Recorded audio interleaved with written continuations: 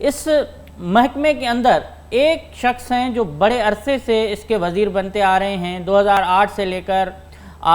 2019 چل رہا ہے اور اب بھی یہی وزیر ہیں۔ بیچ میں 1.5 سال کے لیے گیان چند عیسرانی وزیر ہو کر آئے۔ تو 2017 میں یہ اصل بھانڈا اس اسکیم کا، اس اسکینڈل کا، اس فراڈ کا پھاٹا، جس میں پتہ چلا کہ 35 امپورٹڈ گاڑیاں تھیں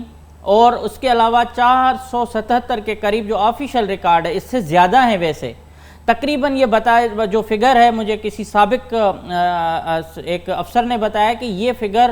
ہزاروں میں ہے، لیکن اب معاملہ 477 پر آفیشلی آ کے انہوں نے خود تصدیق کی ہے کہ 477 قابلی اور غیر قانونی گاڑیاں رجسٹر ہوئی ہیں،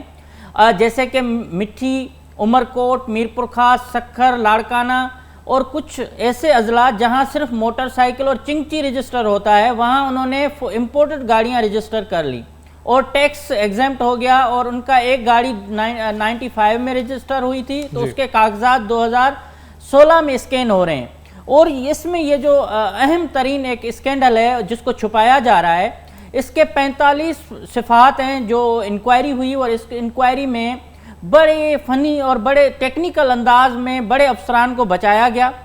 دنیا کو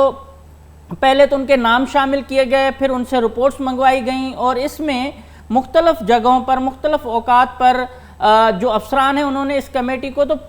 پوچھا ہی نہیں، ان میں جانے کے لیے تیار نہیں تھے، جس میں کیونکہ یہ جو انکوائری شروع ہوئی ہے وہ ہوئی ہے 2017 میں آفیشلی، اور اس میں جب خطوط لکھے گئے، خاص طور پر deputy director admin Karachi Waheed Sheikh, جو اس وقت سندھ کے سیکریٹری ایکسائز یا ڈی جی سے بھی زیادہ پاورفل شخص ہیں، ایک ایڈمن کے ڈپٹی ڈائریکٹر ہو کر بھی، اور وہ سارا محکمہ خاص طور پر موٹر رجسٹریشن ونگ چلا رہے ہیں، اور اتنے طویل عرصے سے یہ اسی ایک سیٹ پر بیٹھے ہوئے ہیں جس کو کوئی ہلا بھی نہیں سکتا۔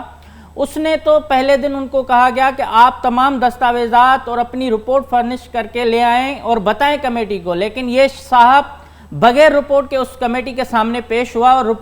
اس رپورٹ میں پہلے صفحے پر آپ دیکھیں گے یا دوسرے صفحے پر لکھا ہوا ہے کہ وحید شیخ رپورٹ کے ساتھ نہیں آیا۔